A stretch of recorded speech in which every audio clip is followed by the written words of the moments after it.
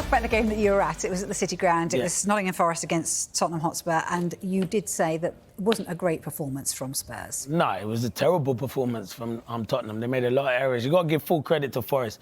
I thought Forest were outstanding. I thought the way Sean Dyche set his team out, going forward, they were on the front foot. They defended well. They were good in midfield, and going forward, they had a threat and always looked like they were going to score goals.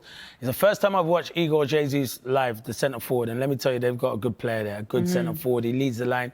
He had a battle with Romero and Mickey van der Ven. He was always up for it, and I thought he was fantastic. But Forest are fine. I'll say about Forest, no chance of in a relegation. They'll start climbing now under Sean Dyche, and they'll do well in the Europa League. They've got a really good squad and a good manager.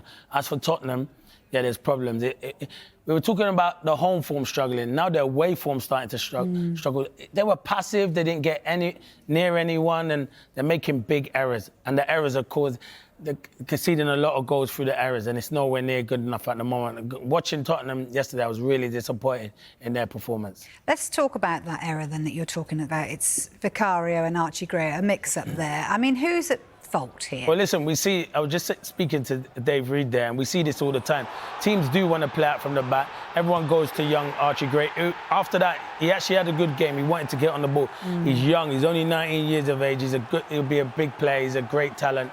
And he knows that he should probably just flick it around the corner. So everyone would moan at Vicario, but if that's how you want to set up to play, then Archie Gray, Sangari does ever so well. It's just a bad touch from Archie Gray. Weak pass. It was a weak pass from Vicario, without a shadow of doubt. But Archie Gray kind of knows he probably should do better. But Vicario at the same time, don't play straight balls. If you can see Sangari coming up behind Archie Gray, then go long as well. Yeah, Archie Gray should check his shoulders, and if he sees Sangari coming, he should spin it round the corner. But at the same time, I'd be disappointed with my goalie for playing Archie Gray that ball. But he did do well after that, Archie Gray. Full credit to him. He's a young lad, and he's got great potential.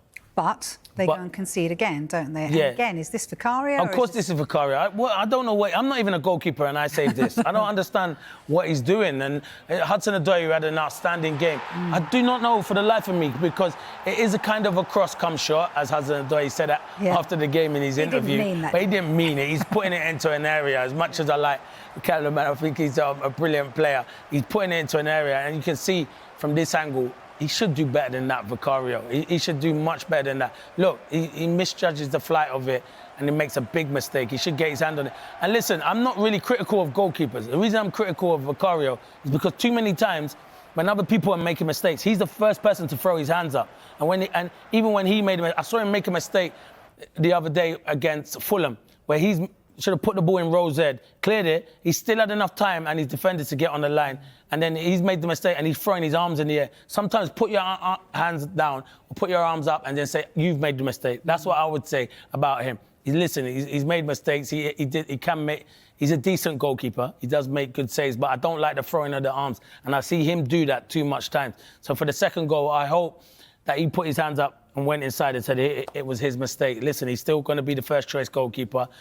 They will stick by him. I still think he's a good goalkeeper, but at the moment he's making crucial mistakes that are punishing Tottenham at the moment. Just finally on them, as a striker, when you see a mistake like that for the first goal, do you start to think, hang on a minute, we've got this one here?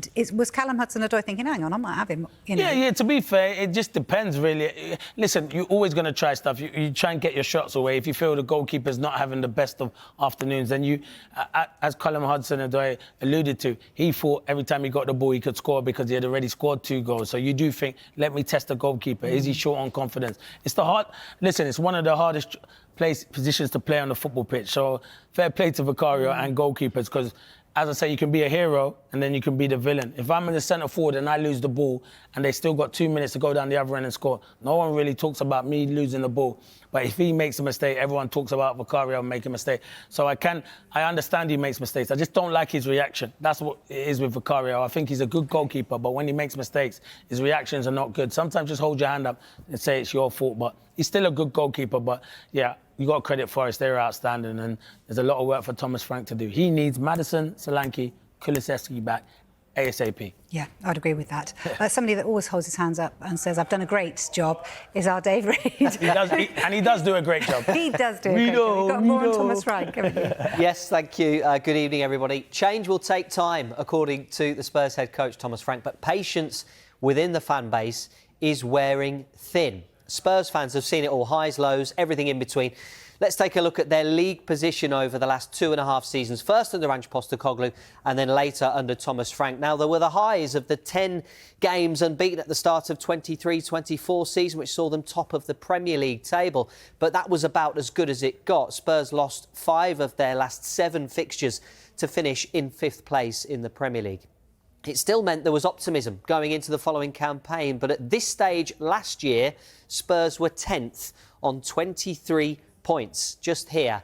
And the deeper they got in the Europa League, the worse things got in the Premier League, as they finished just 1 place above the relegation zone last season. Ange Postecoglou leaves, in comes Thomas Frank, but it doesn't change the fluctuating results. They've been hovering around the top 7, but now after 16 games this season, they are 11th with 22 points, a place and a point worse off than this time last year under Ange Postecoglou. And Spurs' performances have been characterised, really, by individual errors. And another one against Nottingham Forest from Archie Gray added to their problems. They've made the most errors leading to opposition shots this season, with 20 ahead of Everton. And there's also been a real lack of creativity. We plotted every Premier League team's matches and the expected goals created within those games. Remember, XG is a measure of the quality of chances created. We've put Spurs games in red. 0.07 XG created against Arsenal, 0.1 against Chelsea, 0.2 against Bournemouth. Against Nottingham Forest, it was 0.3. In fact, in 10 of Spurs' 16 games, they have returned an XG of less than 1. Spurs supporters, do you still believe in the project? Goodness me, that's the question then, isn't it? How does this play out, do you think, Clinton? No, I still think they'll back Thomas Frank. Listen, Thomas Frank's a good manager. You know the job he done at Brentford. The problem is he's gone to a bigger club at Tottenham, and you know what the fans are like at Tottenham. They expect success and they expect to be very good. And we can talk about Tottenham finishing 17th last season, and it will be an improvement. The reason Tottenham finished 17th because Ange Postecoglou already told you, I'm concentrating on the Europa League and I'm not worried about the Premier League. And he brought a trophy and brought them Champions League football. He said that. If he prioritised the Premier League, Tottenham would have finished higher than that. So there will be pressure on Thomas Frank at the moment, but I think you've got to give him time. You still have to give him time. You have to give him... They've got injured players to come back into the squad and improve them. I still think he's the right man for Tottenham, but the problem is these fans, it's a big football club, especially when they see the noisy neighbours doing ever so well. You know, they will always think to themselves, hold on, Arsenal are doing that. We want a piece of that success what Arsenal are having. Well, they've not got the success at the moment, Arsenal, but they're flying at the top of the table at the moment. And it's disappointing for Tottenham. You feel like they have 2 or 3 good results and then have 2 or 3 bad results. It's like stop, start. And the Tottenham fans won't have that. It's one of the best stadiums there. It's a huge football club. And Thomas Frank knows it's a big football club. But I still think, yeah, you give Thomas Frank the time and he'll turn it around there. Well, I'm hoping he does, because I like him as a manager. We have quite a lot of vociferous Spurs fans in the office. And the one thing they always talk about, actually, is not even the results, it's the performances. Yeah. And is that what's lacking with Spurs at the moment? It's the performances aren't there either. Yeah, it is the performances and it's the style of play that Tottenham want to play. But it's a difficult one because then do you bring in a manager who wants to play attacking football and don't get results? Or do you want to bring in someone who's a bit more defensive-minded like Thomas Frank and is big on set pieces, and then you do try and get some results? But you're right, the performances haven't been up to what the Tottenham fans probably expect at the moment, which is they want attractive football and they just want to beat teams and have it. I think Tottenham fans would rather it be 4-3, but win every week, where it's attacking football and they go home pleased and stuff like that. Or maybe some weeks you're getting a draw. But at the moment, sometimes when you look at it, when I looked at the Forest game, I was thinking, who's going to create? Xavi Simons he had 2 in his last 2 before that, and you thought, is he adjusted to the Premier League? Mohamed Kudus, in flashes, has been really good. And then you're looking, who else is going to create if it's not them two? Who's going to get on the ball and make something happen?